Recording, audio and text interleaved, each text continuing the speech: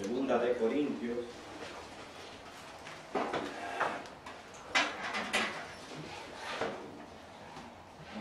¿Por qué razón tiene a Pablo que hablar así de la manera que él se expresa en el capítulo 11?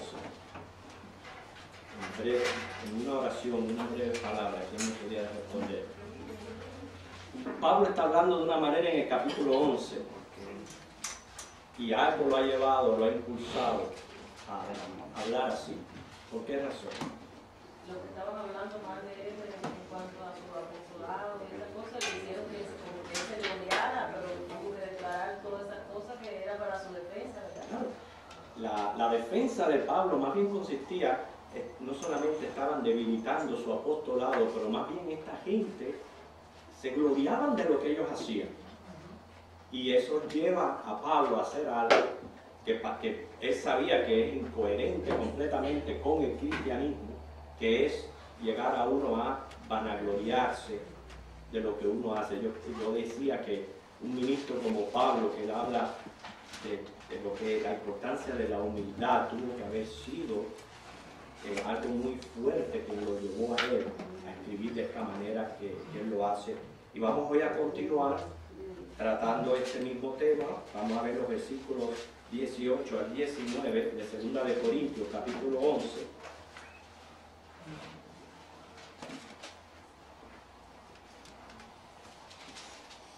Noten cómo él dice: puesto que muchos se glorían según la carne, también yo me gloriaré, porque de buena gana toleráis a los necios, siendo vosotros cuerdos. O sea, el apóstol se ve obligado en su defensa a jactarse un poquito, pero por el bien del evangelio, por la situación precaria que estaba viviendo, teniendo que defenderse de sus adversarios. Estos se gloriaban, se magnificaban ellos mismos, a pesar de que la Biblia ahí exhorta. Uno de los proverbios que estuvimos tratando el martes pasado fue Proverbios 27:2, donde dice que te alabe el extraño y no tu propia boca. Dice el ajeno y no tus propios labios. O sea que aprendemos que es característica de los falsos ensalzarse a ellos mismos. Eso me llama la atención, lo que está pasando hoy día, tantos engañadores que hay a nuestro alrededor, lo cual es obvio porque ya estamos a las puertas de que Cristo venga por nosotros y esta actividad cada vez se ha incrementado más. Y hoy día vemos cómo han cambiado lo que es el enfoque de los cultos, que deberían de ser cristocéntricos. En otras ocasiones he explicado cómo las tres personas de la deidad son un Dios. Sin embargo, cuando Cristo vino a la tierra y él desarrolló su ministerio terrenal, él estaba glorificando al Padre. Cristo ascendió y vino el Espíritu Santo. El Espíritu Santo está glorificando al Hijo por medio de la iglesia, la exaltación, la gloria a Cristo en este momento. Por eso tenemos que ser cristocéntricos. Pero noten cómo los falsos líderes de hoy en día cambian sutilmente lo que es el enfoque y la dirección de los cultos, porque han puesto a Cristo en un ámbito secundario y han elevado lo que es el poder del Espíritu Santo. Ahora, el Espíritu Santo es del cual se habla. Fíjense lo sutil que hay aquí. Uno diría, bueno, no hay nada malo en hablar del Espíritu Santo. Claro que no. Nosotros sabemos que el Espíritu Santo está en nosotros, que somos su templo y que sin él nada podemos hacer. Sin embargo, el Espíritu Santo está aquí para glorificar a Jesucristo. Pero miren la sutileza y la mentira. Cuando estos líderes exaltan al Espíritu Santo, lo que quieren es magnificar el poder que da el Espíritu Santo a ellos. Para ellos verse entonces con ese gran poder y hacer milagros, y etcétera, etcétera. Y entonces el culto bien lo traen hacia ellos. Eso es por eso dice ahí, eso ha sido siempre una característica de los falsos, el gloriarse a toda costa, a todo medio. Y nosotros tenemos que abrir nuestros ojos y darnos cuenta de todas estas cosas. Dice claramente ahí Pablo en el versículo 18, se glorían o se jactan, que es otra palabra que se puede usar, que es presumir de algo que uno tiene o se atribuye, se jactan según la carne. Y según la carne, bien podemos verlo de dos maneras. Número uno, es el tipo de actitud que proviene del orgullo, lo cual es pecado. Hermano, es pecado procurar gloria. Y todo líder siempre debe de estar con sus ojos abiertos y orando, pidiendo a Dios que lo mantenga en humildad, que procurar gloria es una de las bajezas más grandes que uno pueda cometer, porque es contra el mismo Dios. Dios no comparte su gloria con nadie. Y aprendimos la semana pasada que si somos o hacemos algo, y vamos a poner ahora el orden natural, lo que como Dios nos ha adornado nuestra vida en el orden natural, con cualquier talento que sea, sí, es hermoso, es precioso, pero la gloria sigue siendo ¿de quién? Del Creador, del Hacedor. Porque fue en su voluntad que Él nos dio ciertos talentos. Y cuando hablamos en el orden espiritual, todo lo que somos o hacemos sabemos que es obra del Espíritu Santo. Quiere decir que no hay manera para gloriarse, no hay cabida para un cristiano con conocimiento buscar su propia gloria. Ahora, en la carne, que posiblemente sí sea lo que está de acuerdo con el contexto, puede referirse a que, al parecer, estos opositores de Pablo, enemigos, eran los judaizantes. Entonces, cuando hablan según la carne, es prácticamente ensalzarse por el hecho de ser judíos. Se vanagloriaban por su ascendencia hebrea, por la circuncisión, o sea, por todas esas cosas. Inclusive Gálatas 6:13 dice, pues ni los que son circuncidados guardan la ley, sin embargo, quieren que ustedes sean circuncidados para gloriarse en su carne. O sea que yo veo aquí en estos judaizantes que prácticamente fue ese primer ataque que recibe la iglesia desde su inicio. Obra del mismo Satanás, usando a estos falsos. ¿Para qué? Para traer lo que era el judaísmo a la fe cristiana. Miren lo que dice en Filipenses capítulo 3, versículos 4 al 9. Todo engaño del enemigo es siempre mezclar verdad y mentira. Y estos judaizantes son los que, en resumidas cuentas, pudiéramos decir que profesaban Cristo más Moisés. Esa era la idea de ellos. Sí, Cristo, porque los judaizantes eran judíos que habían entendido, pero para ellos era Cristo más Moisés. Y nosotros sabemos que no es así. Es Cristo y es su gracia. Y ya la ley acabó, ¿verdad? Una vez que Cristo establece ese nuevo pacto de gracia. Entonces, dice Filipenses 3, 4 al 9,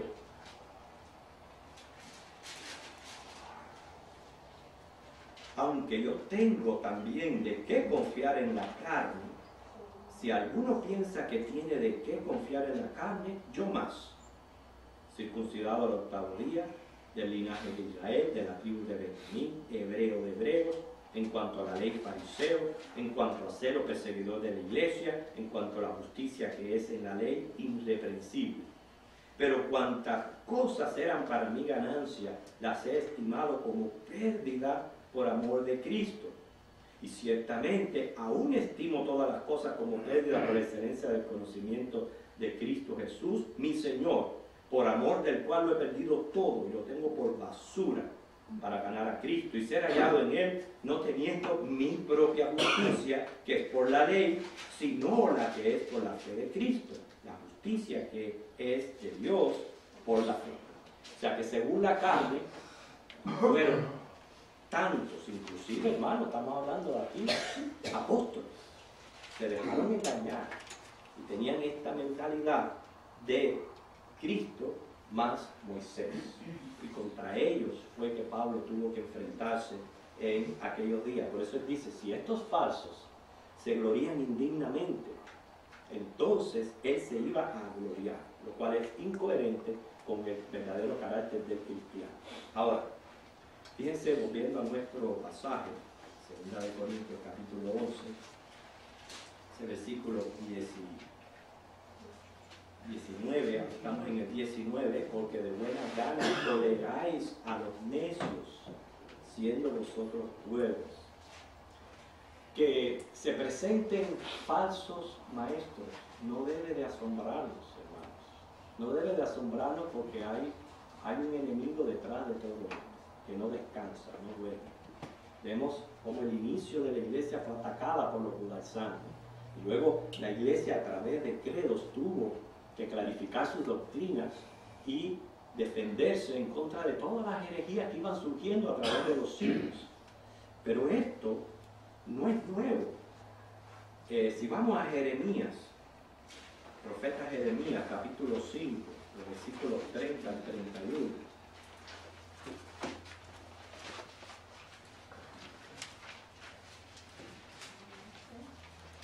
Jeremías 5, 30 al 31.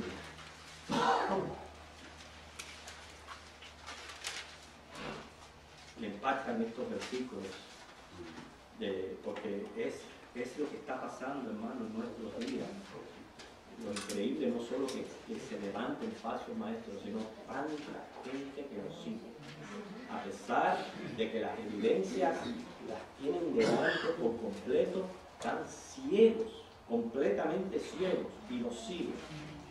Dice este versículo 5:3: cosa espantosa y fea es hecha en la tierra. ¿Cuál es la cosa espantosa y fea que es hecha en la tierra? Los profetas profetizaron mentiras y los sacerdotes dirigían por manos de ellos. Pero mi pueblo así lo quiso. Eso es lo terrible. Eso es lo horrendo.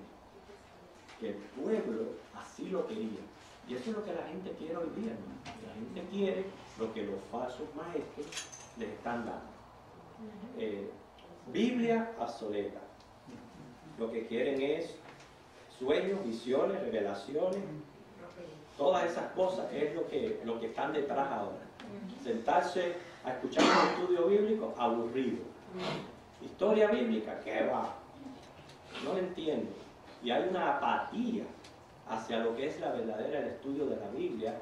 Sin embargo, ¿qué es lo que quiere ese pueblo?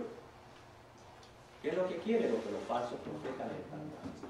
Pero, hermano, le damos gracias al Señor que por el medio del Espíritu Santo Él nos mantiene con esa sed espiritual de la palabra de Dios. El versículo 20, Pablo denuncia el carácter de estos falsos líderes. Dice, pues toleráis si alguno os esclaviza, si alguno os devora, si alguno toma lo vuestro, si alguno se enaltece, si alguno os da de botar. Fíjense para que ustedes vean. El falso líder religioso se caracteriza prácticamente por ser tirano, abusivo o excesivo en el uso de la autoridad. Se ha probado una y otra vez en todas las sectas que han surgido en el mundo. Pues primero son muy amables, pero después es que se quita la verdadera cara. Como dice, como el Señor advierte, se enseñorean de las ovejas del buen pastor Jesucristo, según 1 de Pedro 5:3.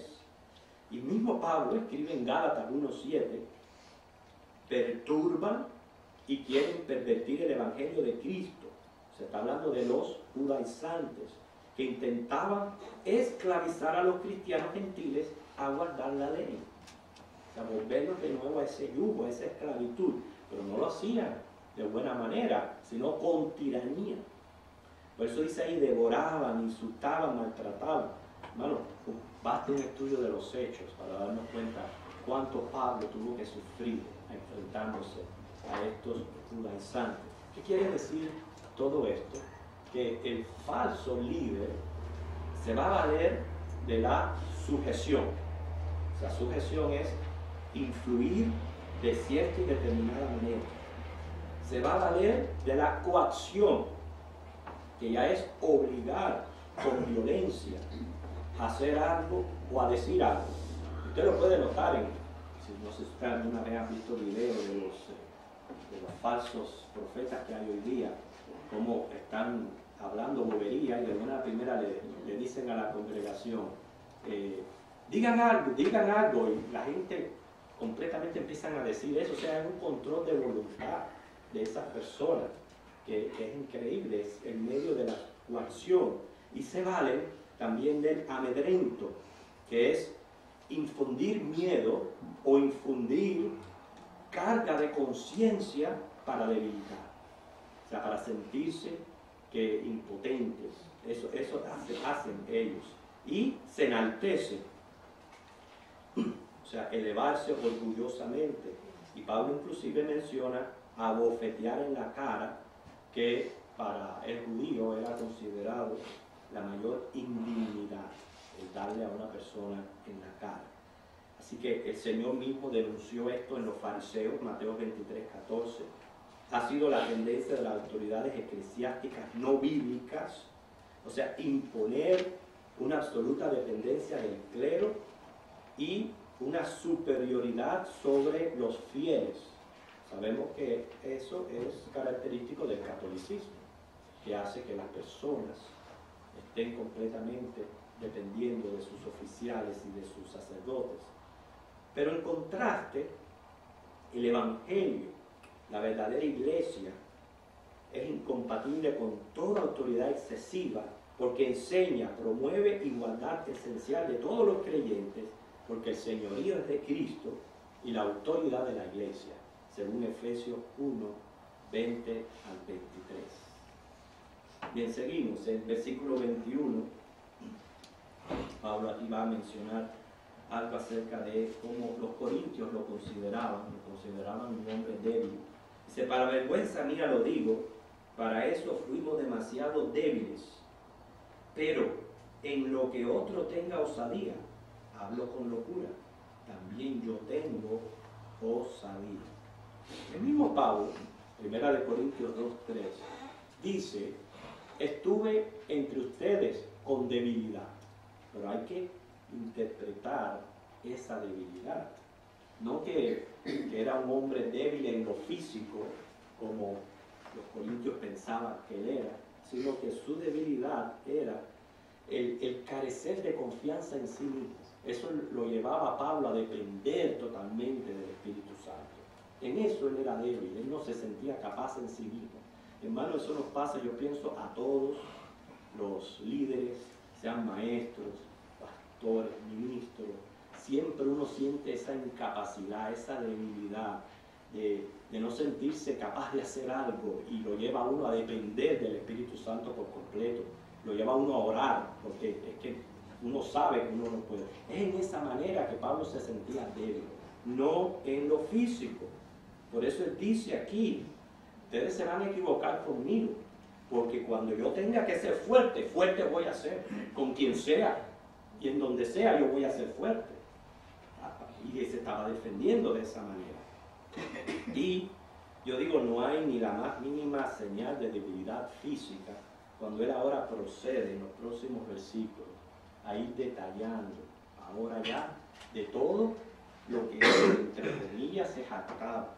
Fíjense, tenía que jactarse por las circunstancias, pero a la vez, nada de lo que él va a decir ahora era mentira, ni invento, ni exageración. Él prácticamente, en breves palabras, va a decir lo que él pasó y sufrió en su vida como ministro del Señor. O sea que aquí hay argumentos válidos. Los versículos 22 al 33. Vamos a ir avanzando poco a poco, a hacer un pequeño comentario en cada uno de ellos. Pero antes, porque de alguna manera este estudio no solamente es para darnos cuenta, abrir nuestros ojos acerca de los falsos líderes religiosos, que sabemos que una de sus características es prácticamente acaparar la atención hacia la persona de ellos, aunque tengan que mencionar el nombre de Cristo o aunque tengan que mencionar al Espíritu Santo. La idea detrás es, me siguen, pongan sus ojos en mí. Eso lo pueden ver en Benny Hinn, en Cash Luna, en Oyster, en tantos y tantos que hay hoy día. Ustedes lo ven hablando del nombre de Cristo, del poder del Espíritu, pero lo que quieren es buscar gloria a ellos mismos. Es obvio, yo no sé por qué la gente no abre sus ojos, y hay personas cristianas engañadas que siguen a estas personas. Es increíble. Pero bueno, aparte de que estamos aprendiendo eso, yo quiero ahora llevar el rumbo del estudio hacia mi persona, hacia lo que yo no estoy diciendo de que estoy buscando no, a la aplicación a mi vida personal, es lo que estoy tratando de llevar en el estudio, a la aplicación de mi vida personal.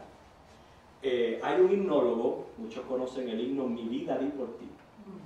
Ese himno está prácticamente, el autor se ha esmerado en ver la vida y los sufrimientos de Jesucristo, y a través de una serie de preguntas nos dice, mi vida di por ti, ¿qué has dado tú por mí?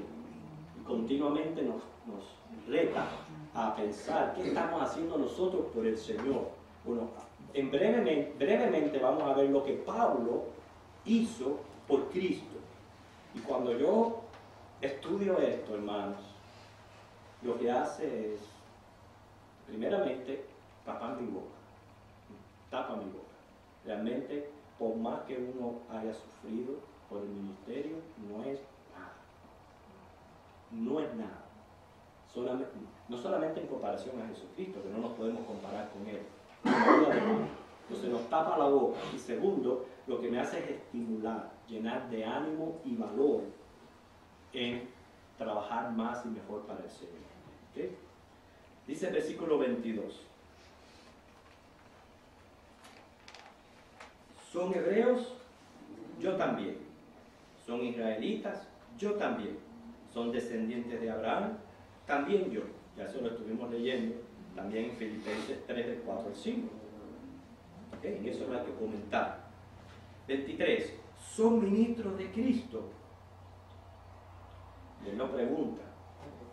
Bueno, déjame decirle, hermanos. Sí, los judaizantes estaban contra él. Habían algunos buenos apóstoles, estaban confundidos. Necesitaron un tiempo más para ellos aclarar su manera de pensar y manera de concebir aquella gracia, porque no pudiéramos hablar mal de Pedro, de Bernabé. Sin embargo, Pablo los tuvo que enfrentar con esta situación. Sí, son ministros de Cristo. Dentro de estos ministros de Cristo los habían verdaderos y los habían falsos. O sea, los ministros verdaderos también van a cometer errores y equivocaciones porque somos falibles. ¿Okay? Y vamos a cometer errores. El hecho de cometer error no me cataloga a mí como un falso, porque siempre y cuando lo que está es detrás la intención. Si mi intención es llevarles a Cristo, pues eso es lo que hace un líder verdadero. Dice aquí, son ministros de Cristo. Bueno, hayan sido falsos o verdaderos. Como si estuviera loco, hablo. Yo más, ¿por qué? Pablo se entregó a Dios, a su ministerio, a su apostolado. Hablamos en ocasiones antepasadas donde a él también le beneficiaba quizás el hecho de no tener familia, no tener ser soltero y dedicarse más al Evangelio, quizás con menos ataduras que otros ministros de Cristo. Entonces yo más, dice, en trabajos más abundantes, en azotes sin número, en cárceles más, en peligro de muerte muchas veces. Dice, de los judíos 5 veces he recibido 40 azotes menos 1. El dar azote era un método severo de castigo corporal. No siempre eran látigos. La palabra azote puede también incluir palizas o golpes. ¿Okay? Ejemplo, Hechos 16:22 menciona el azote con varas. ¿Okay? Así que cuando pensemos en azote, no siempre es algo. O sea, pueden ser también varas. Cuando él dice aquí 40 azotes menos 1, se refiere a que la ley prescribía 40 azotes, según Deuteronomio 25, del 1 al 3. Y estos eran los que administraban las sinagogas. Como ustedes saben que los judíos, especialmente fariseos, eran tan estrictos en la ley, por tal de no quebrantar la ley, ¿okay? Entonces daban 39. Eso era para no pasarse de 40. Así que tenían más pendiente la ley que el sufrimiento de que estaba recibiendo los pobres. Porque pudieran decir, vamos a darle 38 al pobre, pero no, era 39, pero más bien con la mentalidad de no pasar la ley. Sí. ¿Okay? Ahora, hay comentaristas que tienen doble opinión en cuanto a esto. Dicen que este látigo estaba hecho de 3 correas, de manera que cada latigazo equivalía a 3. Entonces quedaban 13 golpes y ya eso eran los 39. Hay quienes dicen que era así, otros que no. Quedaban 13 en el pecho al frente y 26 en la espalda. Pero hermano, no importa cuál haya sido el caso, eran dolorosos. Pero escuchen, uno nada más ya era doloroso. Esto no le ocurrió una vez, 5 veces. Se multiplica 5 por 39, son 195 azotes que recibió Pablo. Luego el versículo 24 también sigue diciendo, perdón, el 25 ahora, 3 veces he sido azotado con varas, una vez apedreado, 3 veces he padecido naufragio, una noche y un día he estado como náufrago en alta mar.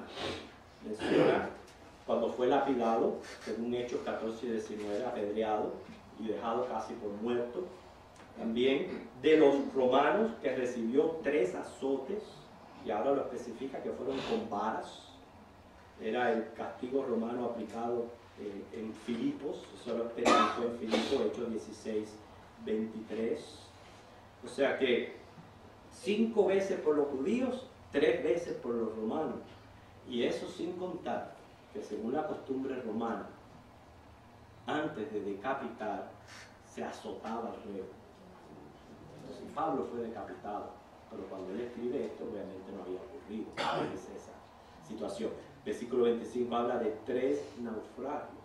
Ahora noten, el libro de Hechos solamente cuenta uno, que es Hechos 27, pero cuando Pablo escribió Corintios, todavía no había ocurrido el naufragio en su viaje hacia Roma. O sea que tenemos quizás en la mente que fue una sola vez que sufrió un naufragio y no fue así. O sea que 3 veces antes de ese naufragio, él también padeció. Lo que pasa es que el libro de los Hechos no puede recopilar todo lo que sufrió Pablo en sus 3 viajes misioneros. Ahora sigue diciendo el 26 y comienza a mencionar una lista de peligros. En caminos muchas veces, o sea, en caminatas, viajes a pie, peligro de ríos, o sea, estos viajes misioneros implicaban cruce de ríos peligrosos, peligro de ladrones, eso se exponían todos los viajeros de aquel entonces, como sucede hoy día, las personas que cruzan de México hacia Estados Unidos, que hacen esa travesía, muchos sufren por ladrones, asaltadores, etc. ¿Okay? Sigue diciendo Pablo, peligros de los de mi nación, o sea, los mismos judíos, que cuando llegaba a una ciudad le presentaban oposición a su ministerio y excitaban al pueblo a que se levantara contra Pablo. Le ocurrió en Damasco, en Jerusalén, en Antioquía de Pisidia, en Iconio, en Listra, en Tesalónica, en Berea y hasta en el mismo Corinto. Pero seguimos, ojalá me dé tiempo, para que ustedes vean el testimonio de Pablo. Peligro de gentiles, Y se puede mencionar el caso que le ocurrió en Filipos y en Éfeso. En el desierto, Pablo atravesó Arabia y las regiones montañosas de Asia Menor, expuesto al hambre, al calor, a la sed, peligros en el mar, no solo naufragios, sino también otros peligros quizás de menor escala, pero siguen siendo peligrosos, y peligros entre falsos hermanos. Ya aquí estamos hablando no solamente de sufrimiento físico, sino psicológico, emocional, porque posiblemente sea uno de los dolores más grandes que un ministro pueda pasar, la traición de un hermano en Cristo, la traición. Habían falsos cristianos que lo buscaban para entregarle en manos de sus enemigos. O sea, es horrendo de que un hermano que tú estás compartiendo hipócritamente, tú sabes, te salude, hable contigo, pero por atrás, preparado para enterrar el puñal. Eso es un sufrimiento fuerte, muy fuerte, posiblemente peor de todos los sufrimientos físicos. Y él lo pasó. Miren lo que dice 2 de Timoteo, capítulo 4, versículo 14 al 18, cómo él le habla al joven Timoteo de esta manera, acerca de Alejandro el Cancelero. Tengo la lengua trabada. Cancelero. No. 2 de Timoteo 4, 14 al 18. Alejandro el Calderero me ha causado muchos males. Fíjense, me ha causado muchos males. No lo describe. No describe cuáles fueron los males. Pero por cada uno de ellos Pablo sufrió un trauma psíquico emocional. Dice, el Señor le pague conforme a sus hechos. Inclusive le dice a Timoteo, guárdate tú también de él, pues en gran manera se ha opuesto a nuestras palabras. En mi primera defensa ninguno estuvo a mi lado, sino que todos me desampararon. No les sea tomado el pelo. Qué triste. Ahora el versículo 27 ya habla más de sufrimientos físicos, como es en trabajo y fatiga, muchos desvelos, en hambre y sed, en muchos ayunos. Hablamos de ayunos voluntarios e involuntarios, en frío, en desnudez. O sea, no hace falta comentar, porque está muy claro ese sufrimiento físico.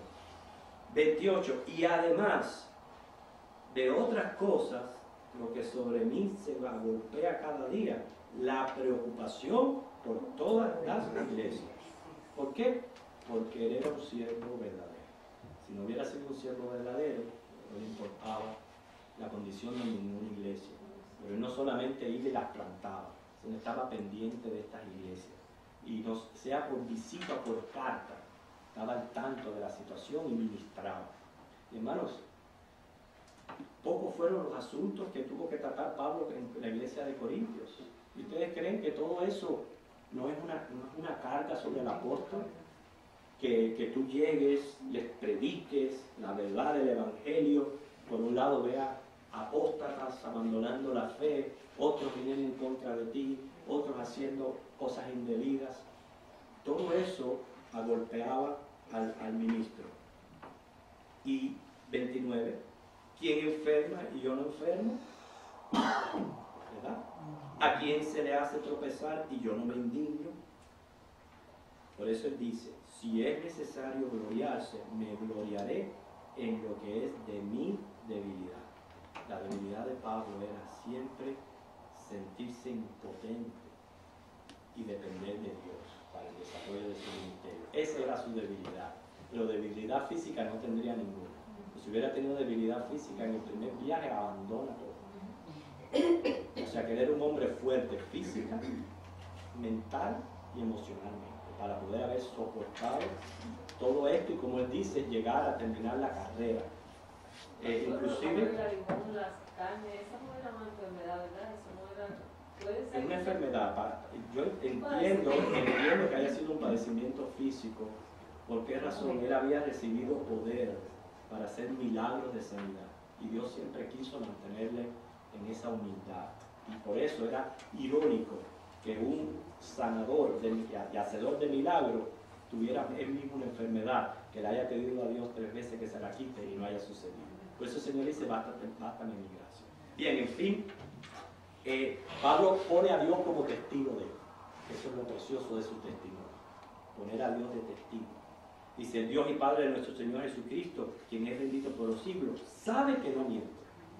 Y ahora menciona un suceso en Damasco que tuvo que haber sido tremendo para que él particularmente le hiciera mención. En Damasco, el gobernador de la provincia del rey Aretas guardaba la ciudad de los damascianos para prenderme, y fui colgado del muro en un canasto en una ventana y escapé de sus manos. ¿Sabes? El terrible momento en que vivió, el susto de que tiene que haber escapado así de esta manera. Bien, lo que yo, ya para terminar, quería que nosotros pensemos. Ya tenemos el testimonio de Pablo delante.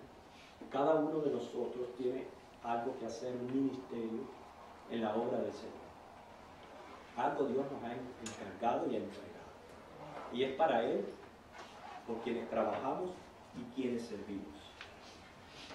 En mi ministerio esto me hace a mí reflexionar en cuanto, número 1, mi actitud, mi fidelidad y mi diligencia. ¿Cómo yo realizo ese ministerio? O sea, ¿con qué actitud trabajo para el Señor? ¿Cómo trabajo para el Señor? Y si estoy dependiendo del Espíritu Santo en oración y estoy dando lo mejor de mí. Por lo menos eso a mí me enseña. Y espero que haya sido la enseñanza que haya recibido. Que Dios les bendiga.